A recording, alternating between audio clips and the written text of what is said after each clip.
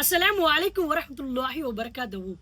Government கொடுக்கக்கூடிய சலுகையை நம்ம முஸ்லிம் சமுதாயத்தில் இருக்கக்கூடியவர்கள் அதை தவறான முறையில் மக்களிடம் சேராம அநியாயமாக லஞ்ச முறையில் தின்னுறாங்க.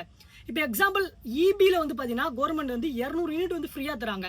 ஆனால் நம்ம முஸ்லீம் சமுதாயத்தில் இருக்கிறவங்களே அந்த 200 யூனிட் அந்த வாடகைக்காரர்களுக்கு ஃப்ரீயாக கொடுக்காம ஒரு யூனிட்டுக்கு 8 ரூபா வாங்குறாங்க. இது எவ்வளோ பெரிய பாவம் தெரியுமா? அல்லாஹ் சுப்ஹானஹு வ தஆலா திருக்குர்ஆன் லஞ்சத்தை பற்றி என்ன சொல்கிறான் தெரியுமா?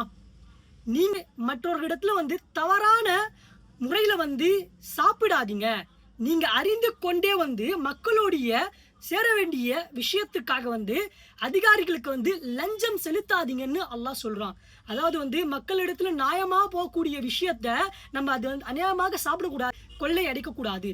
ரெண்டாவது அதிகாரிகளுக்கு நம்ம ஏதாவது ஒரு விஷயம் ஆகுதுன்னா, இப்போ ஒரு லேண்டு கட்ட போகிறோம், ஏன்னா இபி ஆஃபீஸ்க்கு கரண்ட் வர போனோம்னா லஞ்சம் கொடுக்கக்கூடாதுன்னு நம்மள இஸ்லாம் மார்க்கத்தில் இருக்குது. அதையும் தாண்டி லஞ்சம் கொடுத்தா தான் வேலை நடக்கும்னா நீங்கள் லஞ்சம் ஒழிப்பு துறையில் போயிட்டு இன்ஷா அல்லாஹ் கம்ப்ளைண்ட் பண்ணுறது சிறந்ததாகும். இது நிறைய மக்களுக்கு ஷேர் பண்ணுங்கள். தெரியாமல் அவங்க தவறு செஞ்சு கொண்டு இருப்பாங்க.